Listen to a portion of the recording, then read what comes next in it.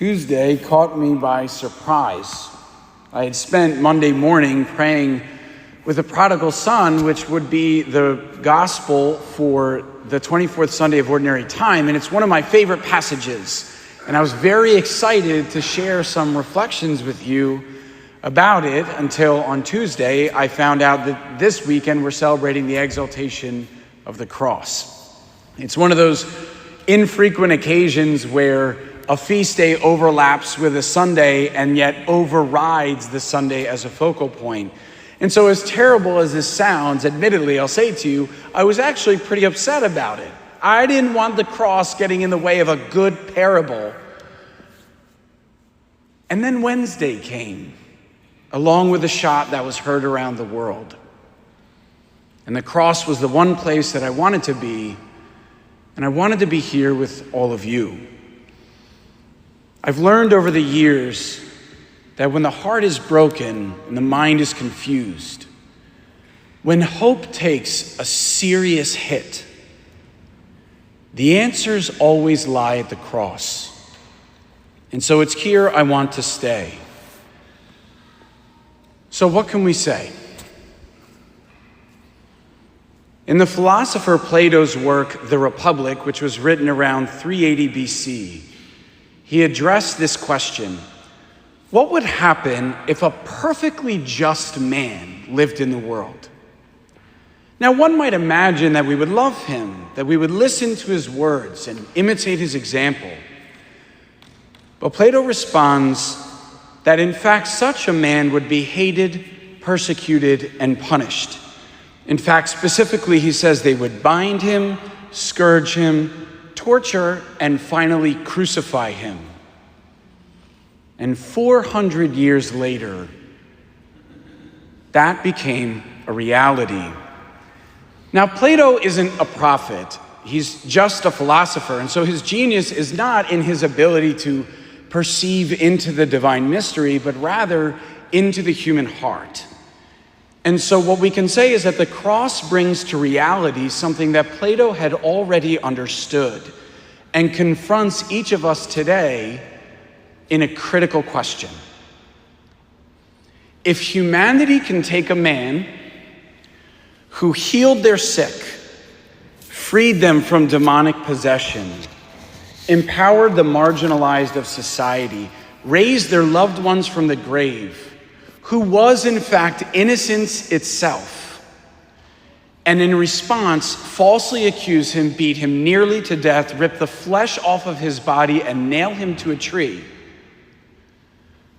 what does that tell you about the state of the human condition? When God sent the serpents among the Israelites in the desert, which we heard in the first reading, it's often mistaken as strictly a punishment for offending him. But it's not. It's meant to be instructive from a father who loves them. It's meant to reveal to them that their incessant rebellion against God's fatherhood, their refusal to obey him as sons, and their relentless stubbornness of heart against life himself was killing them. And they just couldn't see it. When the Catholic Church talks about sin, oftentimes the critics of Judeo-Christian religions complain that we oppress them by imposing these rules, and sin is just a breaking of the rules. It's all about control. And that's wrong. What God is showing to the Israelites, sin is a stepping away from life itself and all of the things that come with life, like harmony, integrity, beauty, all the things that were present in the garden.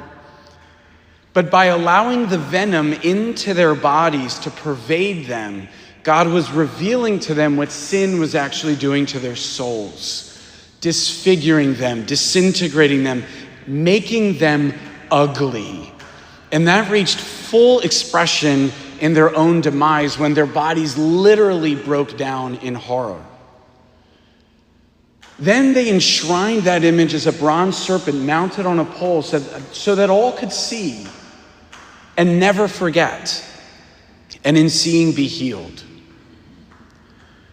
And so the crucifix in our homes, the one that dangles around our necks, that's mounted in our churches, is really a monument of what happens when we separate ourselves from life. But unlike ancient times, when such a sight would have shocked its audience, in our current age, the crucifix has lost its force. Wednesday, however, changed that. When Charlie Kirk, a 31-year-old man, was assassinated in front of his wife and children for having an opinion and freely engaging in respectful dialogue with those who disagreed with him. And as the blood drained out of his body, beginning with that man in the crowd who immediately leapt up and started cheering, and countless people around the world started celebrating his death, once again, all of us bore witness to the horror of the human condition. That is the first message of the cross, the exposition of the human heart. But see, the second message, the one that is far louder, is what it says about the heart of God. John's gospel said, "For God so loved the world that he gave his only Son, that all who believe in him might have eternal life." At the moment when humanity reaches its absolute low point, when in arrogance we put life himself to death, that is the moment that God unleashes the fullness of his mercy and his love. As Jesus said prior to his killing, "No one takes my life from me. I lay it down of my own accord." And so when all chaos is breaking loose, God is actually in control here. And because of that, the cross teaches us three critical truths. And I want you to walk away with this. The first is that evil has limits. The very moment wicked hearts cast the Son of God into hell was the decisive moment that evil lost the war. Because humanity was reconciled to God, the grave was emptied of its dead, and there's nothing you, me, or the devil himself can do to change that. And so now hope forever stands where despair intended to be. The second is that death has a back door. When Jesus died on the cross, he entered into death. And by rising from the grave, he changed the tomb into a doorway so that no one ever needs to be the eternal prisoner of another person's malice. Not Charlie Kirk, not Irina, not the two children from Annunciation, all whose lives were unjustly taken. For there is a power greater than them and greater than their killers that waits for them in the tomb, reaches out his hand to pull them through the other side. But also that hand reaches for the killers so that they don't have to be prisoners to their sins. For that cross is for everybody. Should all of us open our hearts to it? And the last one is this: where evil puts a spear, God will make a fountain. God's love for us proves so superabundant that even after his own death, he allowed a spear to penetrate into his own heart. And in doing so, John's gospel says, blood and water flowed out, the very symbols of our redemption and his mercy, baptism and Eucharist, adding mercy upon mercy upon mercy, so powerfully that the Roman centurion himself at Calvary converted to the faith and pronounced him truly the Son of God. Thus we can say, at the center of every tragedy lives hope. As Charlie Kirk put it, while he was speaking at Utah Valley University 2 hours before he was assassinated. One of my favorite verses is Romans 8:28, which says that God works all things for good for those who love him.